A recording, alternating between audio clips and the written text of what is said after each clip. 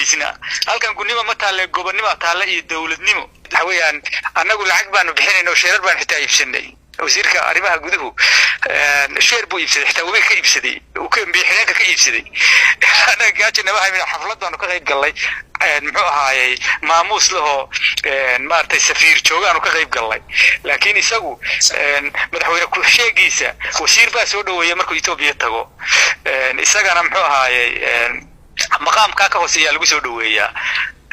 Itoobiya iyo Puntland xiriir dawliga ka dhaxeeya inta kama gooyaysan fiqi markaa xabaalaha uu qufanaya iska daayo awalna al-shabaab uu ahayo waa la garanayaa inuu al-shabaab ahayo isagoo koofiyad xun oo muxuu ahaa maxaakiimtii taagan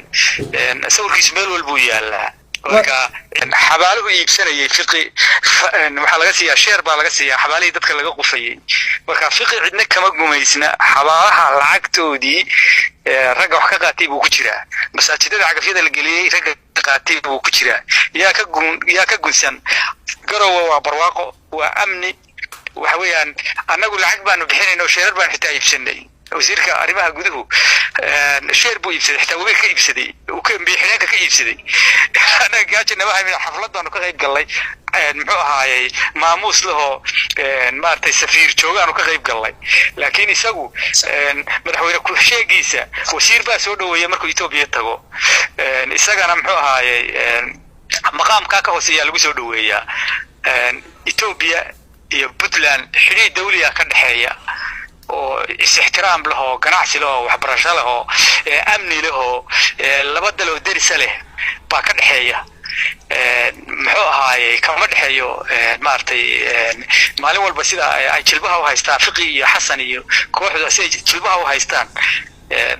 maaha si dal deris ah oo ganacsi ka dhaxeeyo oo diblomaasiyada ka dhaxaysan u macaamila inta kama gooyaysan fiqi markaa xabaalaha uu qufanaya iska daayo awalna al-shabaab uu ahayo waa la garanayaa inuu al-shabaab ahayo isagoo koofiyad xun oo muxuu ahaa maxaakiimtii taagan sawirkiisa meel walba uu yaalaa marka kama gumaysna isaga dab walba dambas walba isaga fariistay kii al-shabaab soo fariistay kii maxaakiimta soo fariistay hadda muxuu ahaayay meel walba fadhiya marka kama gumaysna halkan gudnimo ma taale gobonnimo taale iyo dawladnimo Itoobiya iyo Puntland waa laba dawladood deris ah oo ganacsi ka dhaxeeyo oo danaha amniga ka wada shaqeeya oo maartay wax kasta oo dawladda wadaagaan laba dawladood deris ay wadaagaan oo xiriir dhex mara oo istixgelin leh oo ixtiraam leh weeye Puntland maamul Soomaaliya hoos yimaado miyaanu ahayn sidee ku noqonayaa dawlad si toos ah ula macaamilaysa Itoobiya inta muxuu